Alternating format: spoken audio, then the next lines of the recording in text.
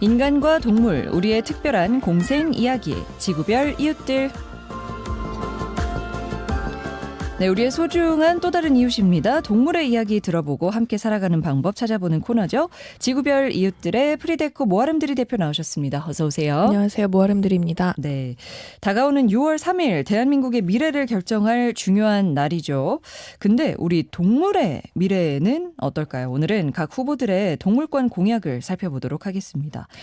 사실 이 부분도 굉장히 중요한 부분이잖아요. 네, 그렇습니다. 현실적으로 봤을 때 사실 동물권 그리고 동물에 관련된 정책은 그 대선 공약 중에서는 뭐 중점의 공약이라고 보기엔 조금 어려운 게 현실이기도 합니다. 그렇죠. 뭐 실제로 방송 토론에서도 거의 다뤄지지 않기도 하고 후보들 공약집만 보더라도 이런 공보지나 페이지, 정책 페이지에서 아주 짧게 언급되거나 아예 찾아보기가 힘든 게 현실인데요.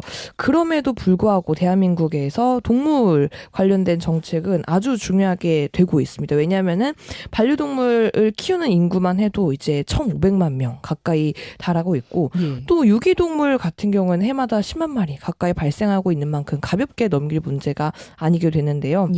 특히나 뭐 길고양이나 사육권 문제 또는 공장식 축산 문제, 뭐 동물 실험 문제까지 모든 것이 정책이 이제는 개입하지 않으면은 결코 나아지지 않는다는 이런 게 좀 있는 것 같습니다.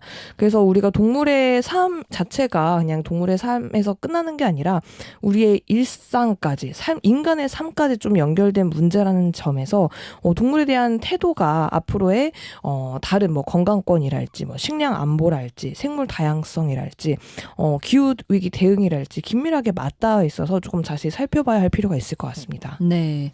자, 그러면 이제 각 후보들의 공약을 좀 더 구체적으로 살펴보도록 하죠. 네, 1번 이재명 후보부터 5번 권영국 후보까지 총 4분의 공약을 차례대로 또 공평하게 짚어보려고 하는데요. 물론 어떤 후보는 공약이 더 많은 후보도 있고 또 어떤 후보는 비교적 적은 후보도 있지만 그것보다는 이제 각 후보가 동물과 이 생명이라는 존재를 어떤 시선과 태도로 바라보고 있는지를 조금 더 중점적으로 이야기하려고 하고요. 또 이제 꼭 공약이 아니더라도 그동안 후보가 동물 관련해서 어떤 입장을 취해왔는지나 이제 간담회나 뭐 최근에 뉴스에서도 어떤 논란 또는 실천까지도 잠깐 짚어보려고 합니다. 네, 좋습니다. 그럼 1번 더불어민주당 이재명 후보부터 소개해 주시죠. 네, 이재명 후보는 동물권 관련해서는 상대적으로 좀 공약이 풍부합니다. 굉장히 또 구조적이고 이 정책이 넓다는 게 특징인데요. 그래서 한마디로 말하자면은 패키지형 선물 같은 공약이라고 좀 볼 수 있을 것 같습니다. 이재명 후보가 발표한 공약은 총 4대 분야로 이루어져 있는데요. 첫 번째는 동물복지 중심의 정책 패러다임 전환이고요. 두 번째는 반려동물 양육비 부담 완화. 세 번째는 동물학대 방지와 반려문화 확산. 네 번째는 반려동물 복지 개선 이렇게 이루어져 있습니다. 우선 첫 번째 그 정책 패러다임 전환으로는요. 구체적으로 보면 동물복지 기본법을 제정을 하겠다. 그리고 동물복지진흥원을 설립하겠다는 공약입니다. 뭐 물론 현재에도 동물보호법이 있긴 합니다만 이것들이 뭐 처벌을 하거나 어떤 뭐 유기를 했을 때 앞으로의 뭔가를 제한을 둔다 이런 거 중심이라면은 이 후보가 앞으로 제정하겠다는 동물복지기본법은 이 동물의 복지를 증진할 책무를 갖게 하겠다. 그래서 나라가 조금 법과 기관을 새롭게 자리하도록 하겠다라는 게 주요 골자이고요. 결국에는 동물 복지를 하나의 행정 영역으로 가져오겠다는 것을 내용으로 볼 수 있을 것 같습니다. 현재는 동물보호법이 있기는 하나 뭐 위반 여부 이런 거는 사실 시민의 신고로 이루어지는 경우도 많고 또 피해가 드러나야 처벌로 이어지는 경우도 많잖아요. 그렇습니다. 그래서 이를 전담할 뭐 진흥원 설립 뭐 이런 부분에 대한 고민도 말씀을 해주셨고 또 주목해야 할 공약으로는 뭐가 있을까요? 이 후보는 동물 대체 시험 활성화법 제정도 하겠다고 공약에 내걸어서 주목이 되고 있는데요. 이 대선 공약 중에서 동물 실험 자체를 줄이기 위해서 법까지 제정을 하겠다고 한 후보는 이재명 후보가 현재 유일한 상황입니다. 그러니까 동물을 대체할 현재는 이제 다 동물을 뭐 토끼나 개나 고양이 위주로 이제 실험을 하고 있는데 이것을 대체할 어떤 과학 기술을 국가가 주도해서 개발하겠다라는 의미죠. 예. 그래서 동물이 이제 단순하게 뭐 불쌍하고 우리가 동정하고 뭐 도와줘야 할 존재다라는 걸 넘어서 국가가 이제는 시스템을 만들고 그 안에서 구조화를 하고 국가가 개입을 해야 한다라는 공약이라고 좀 평가할 수 있습니다. 네. 동물 실험을 대체할 수 있는 방법이 있는데도 불구하고 관행적으로 이어져 오고 있다는 소식은 네. 몇 번 저희가 전해드렸었는데요. 맞습니다. 바로 이런 점의 문제점을 개선해보고자 하는 의지로 받아들일 수 있을 것 같습니다. 네. 제도나 산업의 전환도 굉장히 중요하지만은 조금 더 생활 속에서 체감할 수 있는 정책에 대한 이야기도 나눠보면 좋겠습니다. 그런 측면에서 이재명 후보 어떤 공약들 제시했을까요? 우리가 법도 물론 굉장히 중요하지만 또 우리 시민분들은 일상 속에서 우리가 동물들과 어떻게 좀 마주할 수 있는지 이런 생활 밀착형 공약도 굉장히 관심이 많으실 텐데요. 여러 가지 이제 제안을 하고 있는데 그 중에서 하나는 길고양이 급식소 설치와 중성화 사업, 이제 TNR이라고도 하죠. 이 정책을 확대하겠다는 공약을 이제 내걸고 있습니다. 사실 네. 이제 이 공약은 이 후보가 성남시장 그 시절 때부터 꾸준히 실현을 해왔던 정책인데요. 그래서 이번 공약에는 대통령이 된다면 더 국가가 길고양이 개체수 조절에 적극적으로 개입하겠다라는 형식으로 좀 볼 수가 있을 것 같고요. 또 하나 제가 조금 눈에 띄었던 거는 동물학대 가해자의 반려동물 사육을 금지하겠다는 제도입니다. 네. 굉장히 또 필요할 것 같은데요. 지금은 학대자가 동물을 학대를 하게 된다면은 이후에도 키울 수 없게 하는 어떤 조항 같은 것들이 없는데 네. 앞으로는 다시는 동물을 키울 수 없게 법적으로 막겠다는 공약이고요. 사실 이런 법들은 해외에서 이미 시행되고 있지만 우리나라에서는 아직은 검토되고 있지 않은 방식인데 그래서 이 후보는 경찰서에 동물 학대 범죄 전담팀을 만들겠다는 공약을 내걸었습니다. 네. 이제는 동물 학대를 제대로 무겁게 바라봐야 할 네. 때죠. 네, 이번에는 반려동물에 관한 공약도 살펴보죠. 반려동물 키우시는 분들은 아무래도 뭐 동물병원 진료비라든지 아니면은 유기동물 문제, 뭐 입양 절차 이런 네. 것들이 가장 피부에 와닿는 고민일 텐데요. 네. 이재명 후보는 반려동물과 관련해서는 어떤 정책 제시하고 있나요? 사실 반려동물 키우시는 분들 중에서 가장 이 지출에 많이 나가는 것이 이제 동물 병원 비용일 예. 것 같은데요. 이제 이 후보가 제시한 공약 중 하나는 동물 진료비 표준 수가제 도입입니다. 현재는 진료비가 병원마다 다 다르기도 하고 어떤 명확한 고지가 없는 곳도 있어서 진료 후에야 금액을 알게 되는 경우가 많죠. 최근에 이것들을 이제 조금 바꾸는 그 동물보호법 개정이 되긴 했지만 아직은 조금 천천히 이루어지고 있는 것 같습니다. 그래서 이 후보는 이를 개선해서 진료 항목별로 표준 가격을 제시를 하고 병원에서 사전 안내를 의무화하겠다라고 좀 밝혔어요. 그래서 이제 진료의 정보 불균형을 해소하겠다는 의미로 읽히는 것 같고요. 또 동물 판매업을 강하게 관리하겠다라는 공약도 하나 밝혔는데요. 현재는 온라인에서도 동물을 판매하는 것을 종종 이렇게 또 볼 수가 있죠. 그리고 동물 이제 어떤 가게에서 직접 사오거나 판매를 하거나 이런 것들이 여전히 횡행하고 있는데 이 입양 중심의 문화를 정착시키겠다는 공약을 내걸어서 많은 반려인들의 환영을 받고 있는 상황이기도 합니다.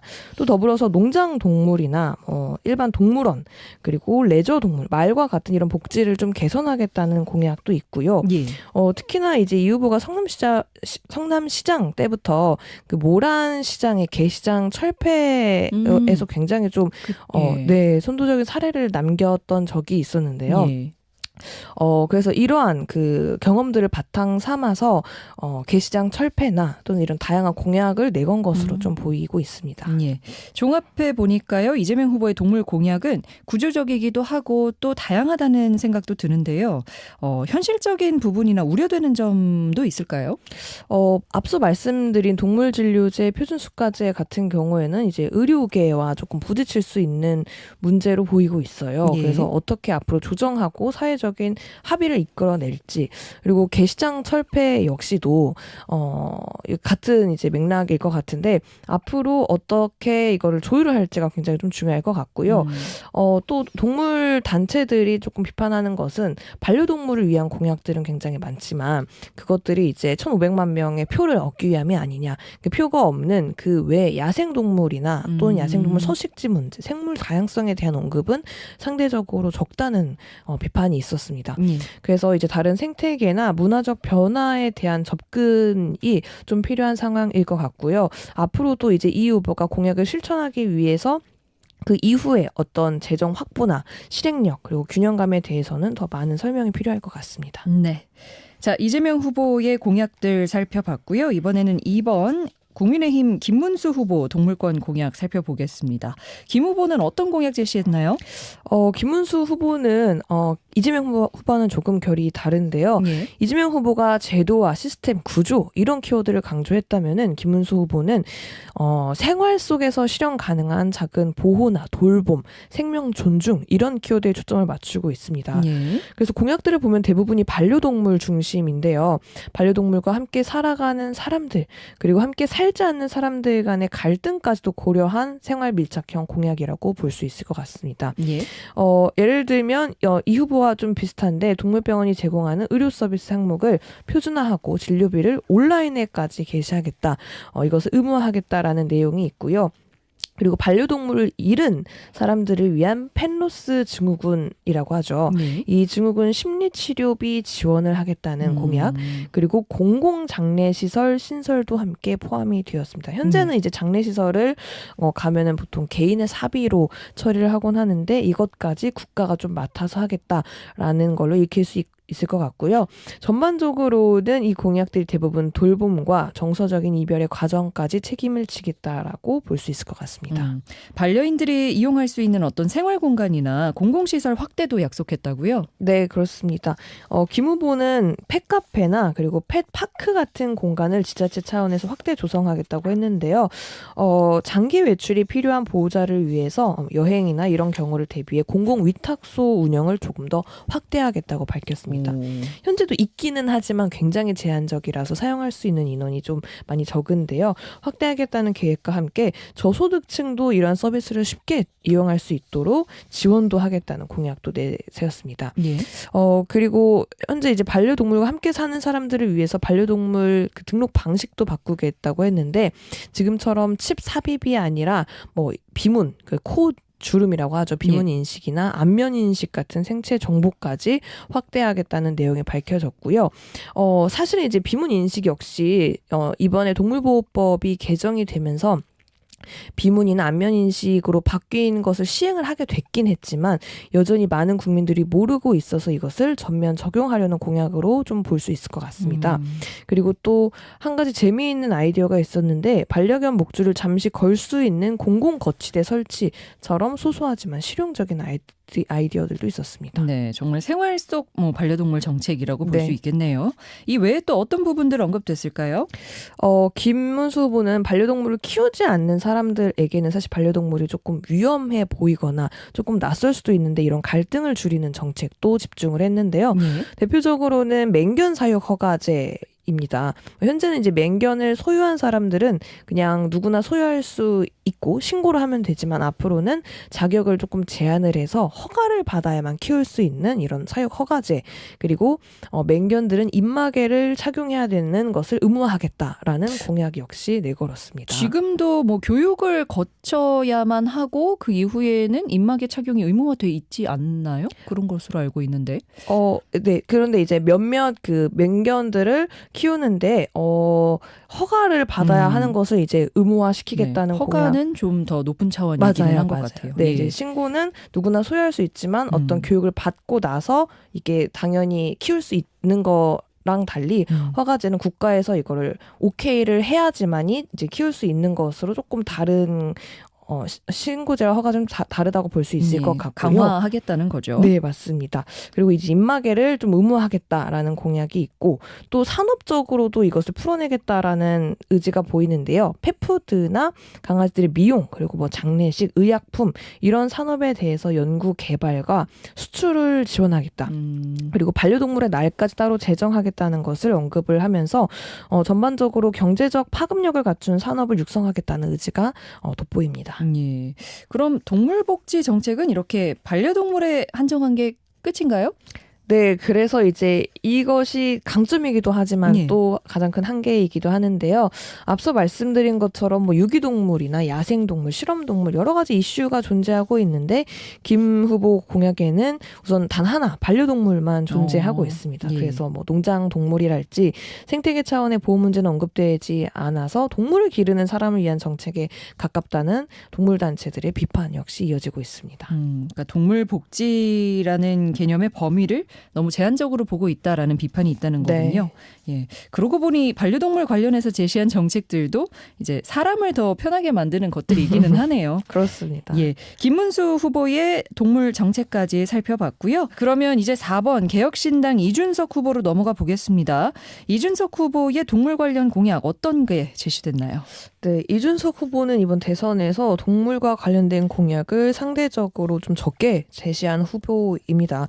공식 공약 자료를 기준으로 보면은 동물 관련 정책이 정리되어 있는 항목이 거의 없고 또 공약 전체 중에서도 동물 복지나 생명권 관련해서 언급이 무척 적어서 찾으면서도 제가 좀 어려웠는데요. 반려동물의 진료비 부담 경감을 위해서 보험 시장을 확대하겠다 또는 반려동물 등록 제도를 좀 투명화하겠다 이 정도의 좀 보완적 수준의 공약을 언론을 통해서 언급한 적은 있습니다만 네. 뭐 뉴스를 통해서 잠깐 이렇게 대화를 하거나 이런 담화에서는 나왔지만 홈페이지 공약 홈페이지나 또는 뭐 선거 공보 이런 문서에서는 따로 구성되어 있지는 않고 있습니다. 네. 그래서 말씀하신 것처럼 이준석 후보는 동물권 문제를 좀 주요한 정책 의제라고 판단하지 않는 것 같고 또 다른 정책에 비해서 우선순위가 밀려 있는 상태라고 좀 해석이 되고 있는. 네, 있습니다. 이준석 후보는 저희가 환경 분야 다룰 때도 그리고 뭐 인권, 노동 분야 다룰 때도 네. 할 말이 없었어요. 그러니까 공약이 있어야 다뤄주는데 그렇죠. 동물 분야도 마찬가지군요. 맞습니다. 그래도 우리가 분량은 맞춰야 되니까 이준석 후보가 다른 후보들에 비해 동물을 포함한 사회 분야 전반에서 이런 정책이 없거나 부실한 이유의 배경은 뭘까요? 우선 동물 분야뿐만 아니라 사실은 뭐 여성 분야도 그렇고 환경 분야, 인권 분야 모두 다 공약을 부재한다고 볼 수 있을 것 같은데 이제 그 이유가 그 이준석 후보라는 사람의 가치관과의 정반대 방향이거나 중요하지 않거나 또는 이제 좀 후순위로 밀렸다고 볼 수 있을 것 같습니다. 특히나 이제 이 후보의 공약을 좀 살펴보면은 전반적으로 중요하게 생각하는 게 시장 경쟁 또는 뭐 규제를 완화하겠다, 뭐 기술 중심의 혁신 이런 것들 이제 메시지로 내세우고 있는 만큼 그 동물권 같이 복지나 생명, 비인간 존재에 대해서는 사실 이제 이런 의제가 상대적으로 조금 주변부로 밀려 있는 상황이라고 볼 수 있을 것 같고요. 네. 그리고 이제 사실 이 후보가 잠깐 언급했던 진료비 부담 문제라던가 또는 동물 그 등록제도 같은 이런 문제는 언급은 있었지만 다 시장 차원에서 조금 접근한 것이 아니냐라는 시선도 있었습니다. 예를 들면 이제 진료비 문제도 정부 개입보다는 보험 상품을 다양화하고 또 정보 공개를 통해서 시장이 개입을 해가지고 해결을 하자라는 입장이 좀 더 가깝습니다. 근데 기존에도 이준석 후보는 동물에 대한 어떤 태도나 관점을 거의 드러내지 않았는데요. 예. 그래서 우리 유권자 분들이 동물에 대해서 어떤 입장을 이준석 후보가 가지고 있는지조차 조금 파악하기가 어렵. 것 같습니다. 마치 동물은 좀 논외의 것으로 여겨지는 네. 부분이 있는 것 같아요. 이런 공약의 부재를 어떻게 해석해야 할까요? 네, 참 어려운 것 같습니다. 이 정치의 언어로도 언급되어 있지 않는, 언급할 수 없는, 언급되지 않는 이런 동물들의 정책, 동물 정책이 아예 거의 없다고 봐야 될 것 같은데요. 네. 어떤 구조적 의로도 제시를 하지 않고 또 이 정치적으로 동물이나 생명을 정책의 대상으로 삼지 않았다고 좀 해석을 할 수 있을 것 같아요. 예. 그래서 이제 만약에 이재명 후보가 동물복지 기본법을 이야기를 했고 김문수 후보가 반려동물 중심으로 인프라를 구체화했다면은 이준석 후보는 아예 우선순위에서 바깥으로 동물권을 뺀 셈인데 예. 오히려 저는 이런 것들이 유권자에게 1,500만 명의 유권자에게 더 큰 불신으로 좀 등을 돌릴 수 있는 어떤 꼭지이지 않을까, 더 불리하지 않을까 좀 해석이 됩니다. 네. 뭐 고민이 없으니 공약이 없는 거겠죠. 네, 저도 그렇게 생각합니다. 예. 자, 마지막은 5번 민주노동당 권영국 후보입니다. 가치 중심의 공약이 많은 후보이기도 하죠. 네. 동물권에 대해서는 어떤 공약 내걸었을까요? 네, 5번 권영국 후보는 이번 대선에서 동물권 관련된 정책들이 굉장히 뚜렷하고 매우 날카롭게 선명하게 제시된 후보입니다. 다른 후보들이 반려동물 위주거나 또는 공약이 없었던 데 반해 권 후보는 동물이 객체가 아니고 생명이라는 원칙을 중심에 놓고 조금 더 주체적인 동물 주체적인 공약을 구성을 했는데요. 가장 눈에 띄는 공약은 동물권을 헌법에 반영하겠다는 내용입니다. 그러니까 현재 우리나라 헌법에는 환경이라는 단어 또는 생명이라는 단어 이런 것들이 언급은 있지만 동물이라는 단어가 헌법에 단 한 번도 등장하고 있지 않다고 합니다. 그래서 지금 존재하는 동물보호법은 인간이 동물을 책임지고 보호해야 될 어떤 대상이라는 관점에서 만들어졌다고 한다면은 이 헌법에 올리겠다라는 것은 동물권을 인간과는 별도로 보호받아야 할 존재라는 것을 국가 최고 규범에 명시를 하겠다는 선언인 셈이죠. 이런 공약과 함께 공장식 축산 금지, 그리고 동물 실험 감축 로드맵 수립, 그리고 비건, 식문화 확산 등의 정책도 구체적으로 포함되어 있는데요. 전체적으로 권영국 후보는 동물권 자체를 법제화한 수준에서 확립하겠다는 방향으로 조금 구성되어 있고 인간 중심의 현재 구조에서 동물을 보다 독립된 존재로 자리매김하는 정치적 제안을 담고 있다는 점에서 뚜렷하게 다른 후보들과 구별이 되고 있습니다. 네, 권영국 후보는 이 동물권에 대한 철학이 뚜렷하다는 점이 두드러지는데요. 주요 공약들 조금 더 구체적으로 살펴볼까요? 우선 산업 구조에 대한 공약인데요. 공장식 축산을 단계적으로 감축하고 폐지하겠다는 선언. 그리고 그 과정에서 축산업 종사자들이 굉장히 반발이 크니까 정의로운 전환까지 챙기겠다라는 공약까지 함께 제안을 하면서 현실 감각을 놓치지 않으려는 시도 역시 보이고 있습니다.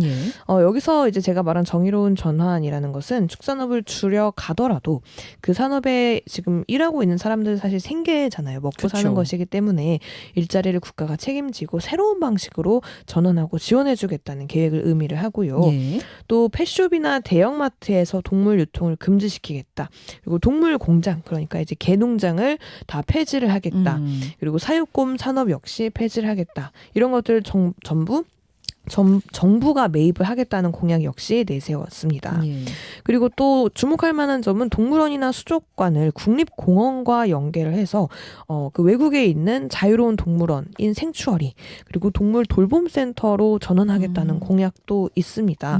또 저희가 전에 다뤘던 적이 있는데 현재 논란이 되고 있는 산천어 축제, 물고기를 이제 물살이를 어떤 놀이와 유희의 대상으로 삼는 산천어 축제 그리고 소싸움과 같은 동물 축제도 폐지를 하고 폐지하는 것뿐만 아니라 다른 축제를 좀 마련하겠다는 공약 역시 돋보이고 있고요.